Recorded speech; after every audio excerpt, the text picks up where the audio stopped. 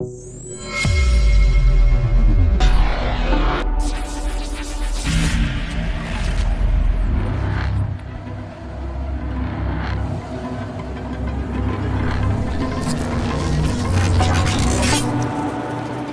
right, well, we're both wearing black. I'm glad I wore red shoes to break things up a little bit. And I just discovered that we both love Greek food. So hopefully we can discover many other things where Demet and I are aligned. And I was just sharing with you backstage that I've been at Kleiner Perkins for almost 6 years. And the very first investment that I actually worked on was Trendyol. And it was an investment that one of my partners, Aileen Lee, was leading. And I came in to help some of the due diligence efforts around market sizing and actually some references on you. And it's a real pleasure as an investor to see a business grow over time. And so we invested around summer of 2011, I think. And I know it wasn't always easy, Demet. You know, as a female founder, as a pioneer in a market like Turkey, taking what you had learned in the United States and really trying to innovate there. And the ups and downs that you'd experienced along the way, the fundraising that you'd experienced along the way, and then the milestones that you achieved, including profitability and the future that we're going to talk about.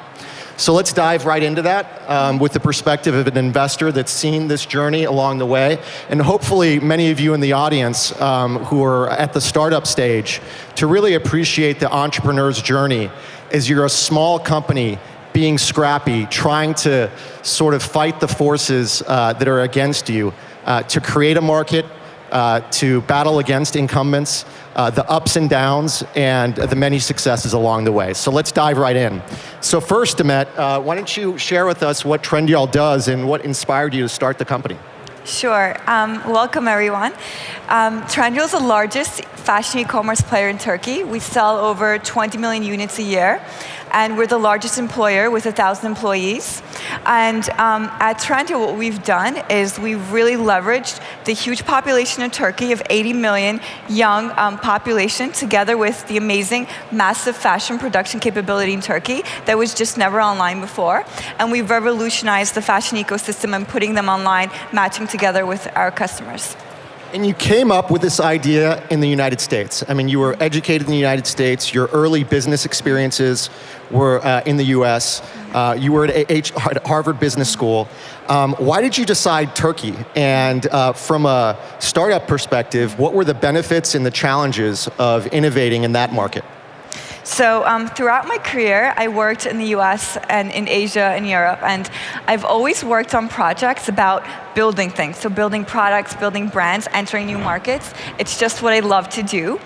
And while I was starting at Harvard, I went to visit my parents in Istanbul, and I just saw the opportunity there and how there was just an amazing population and the fashion production capability, and there was just nothing that was really serving it. And I just saw the consumer need, and I dropped out of school.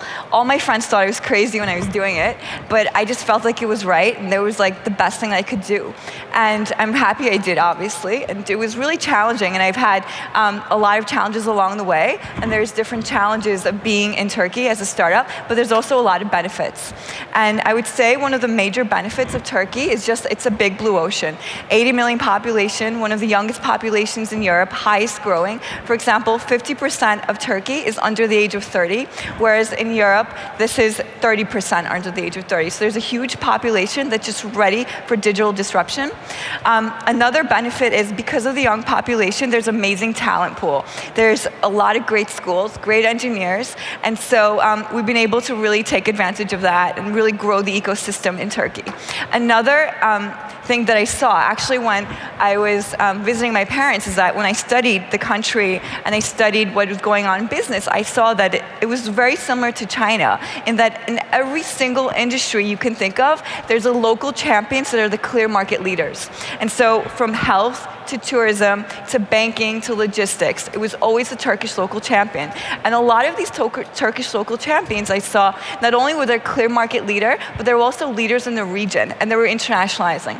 And I thought that this is just a great opportunity to do something in fashion e-commerce. But in terms of challenges, there's always challenges, especially when you're a startup.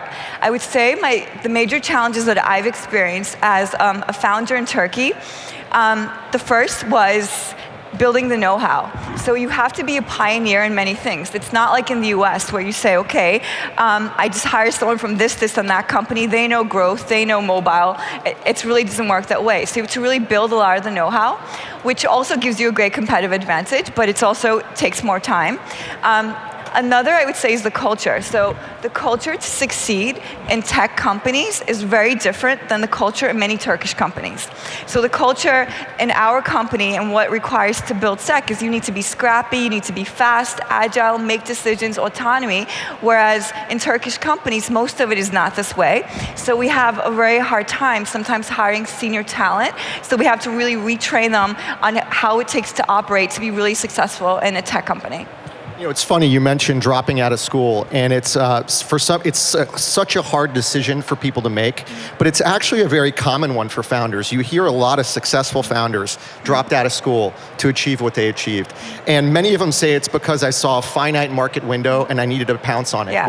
Were those the elements that said, it's, right now is the right time, I have to do it right now? I felt it was the right time, and I just really wouldn't be able to go back to school and concentrate, honestly. It was just, I had the idea and I just had to execute. Great. And we talked about this being a journey, and it's not easy. Most of the businesses that I see at the growth stage, the idea that they had at the point of concept had to evolve and course correct along the way. And outstanding founders, it's not just about having an incredible vision, an incredible product market fit, but the ability to adapt and evolve. Can you share a little bit of that story over the last 6 years, how you've course corrected, adapt and evolved to survive and to prevail? Sure. So I think testing and course correcting is really important for any company. It's not just for a startup, because customer behavior changes, and as customer behavior changes, you need to adapt as a company. And to really take over the market and to be the most successful, not only do you need to adapt, you need to do it better and much better than the rest. And so as a company, we've been able to do it a lot. We've tested and course correct the past 6 years, and we will in the next decade as well. So it's super important. And as a company, we've been able to do it successfully. Some we haven't, but most we have. And the reason why is we're very data and customer obsessed. And so a few examples that we've been able to do a lot of course corrections that I think are vital to our success is across merchandising, which is a very core important part of our business. Technology, another very important, so particularly mobile. And third, I'd say in organizational design. So specifically with merchandising, we started off as a platform just selling brands. Our technology backend was connected to other brands, manufacturers, and we just were the sell-through. We were like a marketplace. But we had to change our business in order to sell private label, because we saw the opportunity that actually consumers want better choice. They want more choice, and they want unique choice to be a major fashion destination. So right now, private label is more than half our business, and we've been able to course correct along the way. So when we first started, we need to hone different skills. So it's learning buying, design, sourcing, producing, and it's very, very different than selling brands. And so over time, for example, we first started in women's fashion, and we said we're going to learn women's fashion, particularly office and party wear. We're going to hone it, and after that, we course correct and we take it into other categories, and we've been able to do that successfully. And so we've been able to combine data and technology to do that, but also there was a lot of learnings along the way. In terms of technology, our course correct was in mobile. So right now, everyone in any company is talking about mobile and how mobile is really important. But 4 years ago, people weren't, especially in Turkey. And so because we were data obsessed, we saw really early on the fundamental shift in customer behavior when she shops on mobile. It increases 3.5x. And so once we saw that, we said, okay, we need to invest. And our competitors, no one was taking mobile seriously. But we said, we need to invest, and we're going to work on that. And so as a company, we had to change our shift, our way of thinking and operating, to think about mobile and to be really mobile first when no one was doing it. So it's really difficult to do that. And so because of the data obsession and how we saw how the fundamental shifts are, we were able to do it. But it did take a lot of course corrections to get there, whether it's training your tech team, etc. And another is organizational design. And in organizational design, what we have to do course correct is there's different phases in the startup. So the first phase, I started in my living room. We were just 5 people sitting on the same table at my dining table. And it was really easy for communication and to get things done quick. And when you move from 5 to 1,000 people, you have to course correct your organizational design. So whether it's your organization chart, the reporting structure, just to make sure you're as agile as when you were 5 people. So there was a lot of course corrections on the way in order to make sure that we're acting like a startup, even if we're 1,000 people. Yeah, changing and course correcting on one level for founders, I think is challenging because you've got the ego of believing you're right, but then you're obsessed with the data. If the data shows that something else is the right answer, not what you initially thought, you should immediately put your ego aside and then go to where the right answer is. Yeah. I think it was Steve Jobs that said, "I don't care about being wrong along the way. I just care about ultimately being right." Yeah. And so do you feel like founders need to learn to put their egos aside and just go objectively to what the data is telling you? Definitely. I mean, there's so many things that we're doing correctly right now. When I first was presented the idea, I was like, well, let's test it, but I don't think it's going to work. So I think it's really important. And so if you're customer focused, you're actually open to seeing and testing. So as a company, for example, we do more than 50 A/B tests on our site and our apps. And so we're constantly testing, and the customer is telling us what's right, not a single person. Great. And a topic that's top of mind for many founders is fundraising. And you've had a number of rounds at the early stage, at the growth stage. The round that we helped lead back in 2011. You've also had subsequent rounds and new investors, including Tiger Global and EBRD. Can you talk a little bit about advice for founders and growth stage companies around fundraising? Sure. So the first thing is actually that I think founders shouldn't be so fixated on fundraising. And what I mean by that, it's really important to build a product that customers love and a product that really matters. And I sometimes see that founders are so fixated on fundraising that they spend so much time on that and they spend less time on the product and the team. And fundraising is really, in my opinion, not a celebration. It actually sets the bar higher. You have to perform even better. You have to do even more. So it's a great milestone to get to the end goal, but it's definitely not a celebration. There are a lot of companies that when they fundraise, they feel like they've made it. And it's I think it's a bad habit to get into, and it's one I think that speaks to what you said. Focus more on the business. Don't focus on fundraising as being necessarily a sign of success. I agree, and in fact, we've had 3 rounds to get to our profitability, and in those rounds, I didn't have celebrations about it. We had a normal office happy hour, and there I would say, this is great. We were able to get great investors, but you know what? Because they're great investors, we have to work this much harder, and it's going to get harder. And another piece of advice, by the way, that I would say for fundraising is try to find investors who really believe in what you're doing and who are there for the long term. And what I mean by that is there's sometimes momentum investors, and they invest in what they think the market's hot, and they won't let you focus on building a customer-focused, great company. And that takes time. It took us about 4 years to get to profitability. And so you need investors that are going to be with you and help you build the company along the way, and not just do a quick flip, because it may not happen, and you can't build a company to exit. You have to build a company for the long term, and an exit happens when you're great. Yeah, I think it's like any courtship, right? You want the chemistry to be there on both sides. Yeah. And I think as an investor, the same thing. You have to believe in the vision. You have to believe in the founder. Otherwise, these businesses, they aren't flesh and blood. They're just a transaction. Yeah. So I agree with that wholeheartedly. So let's talk about the future.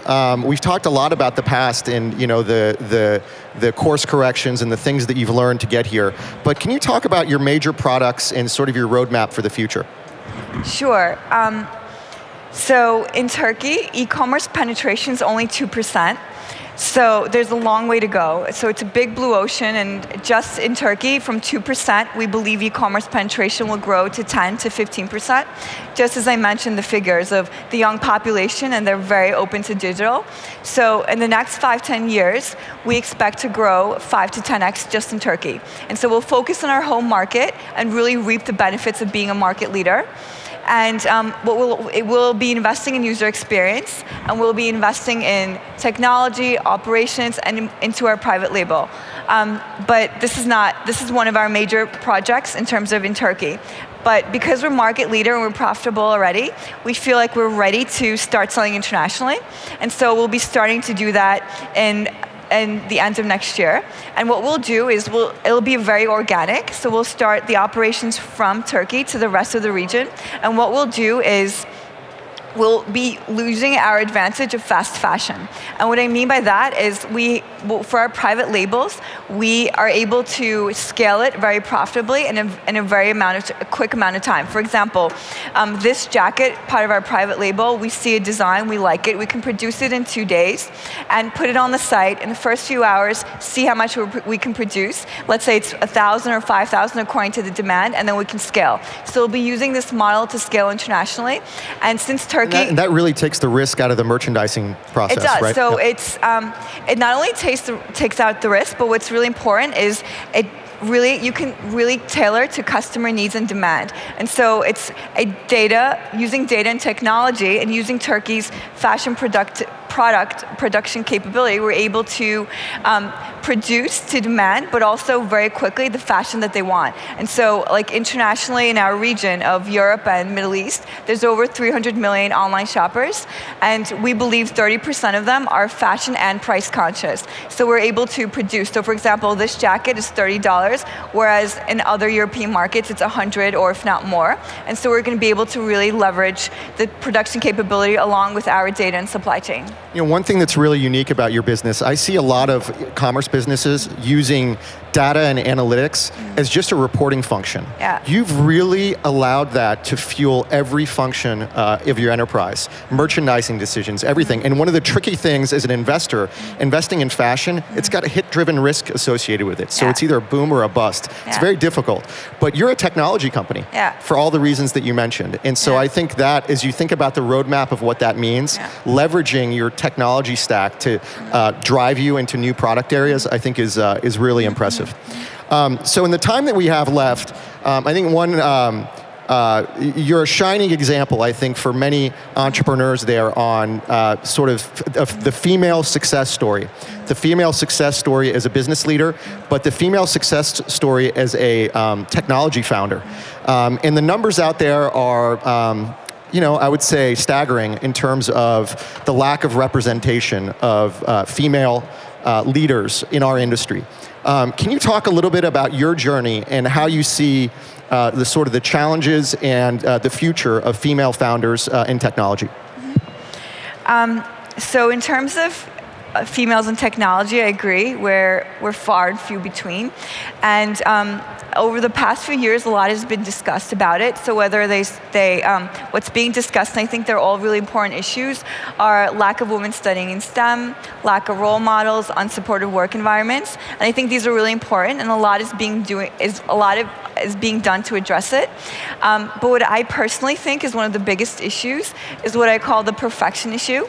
And it's that women they feel they need to be perfect, and they're afraid to fail, and they're afraid to fail in public. But if you think about technology and you think about entrepreneurship and startup, it's actually all about failing. You fail and you learn and you try hard and harder again until you really make it. And with the perfection issue, it doesn't start at the workplace, it starts at the home, it starts at the school, it starts when she's 3 years old. And so I think we need to solve that at an early age before anything. So that's one thing. But in terms of what we've done, for example, being a female leader, I was able to recruit more females into our company, and more than half our leadership are females. And I think what companies need to do, and it's just a smarter thing to do, is really leverage the fact that 50% of their workforce, and everyone here is talking about talent and they're looking for talent, just really try and hire great women rock stars, and they will bring other women into the organization.